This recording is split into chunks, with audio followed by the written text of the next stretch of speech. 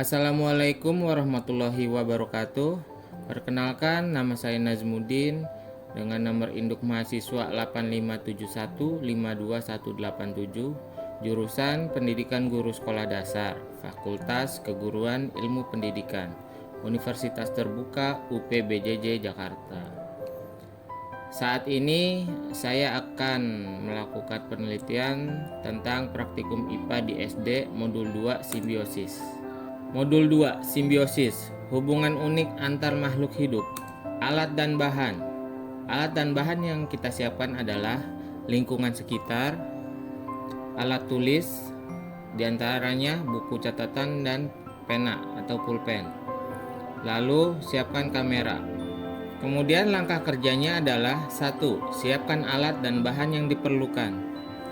2. Jelajahi lingkungan di sekitar dan amati berbagai jenis organisme, antara lain tumbuhan, bunga asoka, kupu-kupu, tanaman anggrek, pohon kelapa, tali putri, dan tumbuhan inangnya. Yang ketiga, perhatikan interaksi yang terjadi antara organisme-organisme tersebut. Cari tanda-tanda hubungan yang erat atau hidup berdampingan. 4. Untuk setiap interaksi yang diamati, catat jenis organisme yang terlibat dalam deskripsian dan deskripsikan bentuk interaksinya secara detail.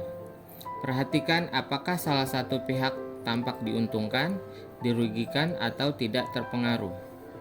5. Jika memungkinkan, ambil foto atau gambar sketsa dari interaksi yang diamati. 6. Klasifikasikan setiap interaksi yang diamati ke dalam salah satu bentuk simbiosis, mutualisme, komensalisme, atau parasitisme, berdasarkan pengamatan. 7. Tuangkan hasil pengamatan ke dalam tabel hasil pengamatan. Apa itu simbiosis? Simbiosis adalah interaksi erat antara dua atau lebih spesies organisme yang berbeda yang hidup bersama dalam kontak langsung. Istilah simbiosis berasal dari bahasa Yunani yang berarti hidup bersama. Kenapa kita harus belajar tentang simbiosis? Karena simbiosis sangat penting dalam menjaga keseimbangan ekosistem. Jenis-jenis simbiosis. 1. Simbiosis mutualisme. 2. Simbiosis komensalisme. Dan yang terakhir, simbiosis parasitisme. Setiap jenis makhluk hidup memiliki sifat yang unik. Jadi, mari kita bahas satu persatu. Simbiosis mutualisme atau saling menguntungkan.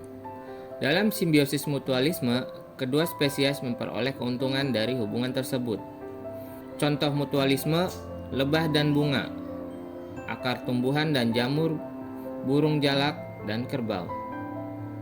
Misalnya, lebah menyerbuki bunga dan menerima nektar dari bunga tersebut sebagai makanan. Perhatikan video berikut ini. Dalam video ini, kupu-kupu menghisap nektar dari bunga asoka. Kemudian, bunga asoka dibantu penyerbukannya oleh kupu-kupu. Hubungan kedua makhluk hidup ini sama-sama diuntungkan. Simbiosis komensalisme. Satu untung, satu santai. Simbiosis komensalisme adalah hubungan di mana satu organisme diuntungkan, sementara organisme lainnya tidak diuntungkan maupun dirugikan. Contoh komensalisme, ikan remora dan hiu, anggrek dan pohon. Mari perhatikan contoh video simbiosis komensalisme. Di video ini, pohon anggrek menempel pada pohon kelapa. Pohon anggrek mendapat makanan dari pohon kelapa, sementara pohon kelapa tidak merasa dirugikan dengan adanya pohon anggrek. Simbiosis parasitisme. Satu untung, satu rugi. Simbiosis parasitisme adalah hubungan di mana satu makhluk hidup diuntungkan, sementara organisme lainnya dirugikan. Contoh parasitisme, kutu dan anjing, benalu dan pohon. Perhatikan contoh video simbiosis parasitisme berikut ini. Di video ini, tumbuhan tali putri menempel dan tumbuh pada inangnya. Tumbuhan tali putri mendapatkan makanan dari inangnya, sedangkan inangnya lama-kelamaan akan mati. Di sini yang diuntungkan adalah tumbuhan tali putri, sedangkan inangnya dirugikan. Kita bisa lihat tabel hasil pengamatan berikut ini. Kesimpulannya, simbiosis merupakan interaksi yang umum terjadi di lingkungan sekitar kita. Terdapat berbagai jenis simbiosis, yaitu mutualisme, komensalisme, dan parasitisme, yang masing-masing memiliki karakteristik interaksi yang berbeda. Pemahaman tentang simbiosis penting untuk memahami bagaimana organisme berinteraksi dan mempengaruhi keseimbangan ekosistem.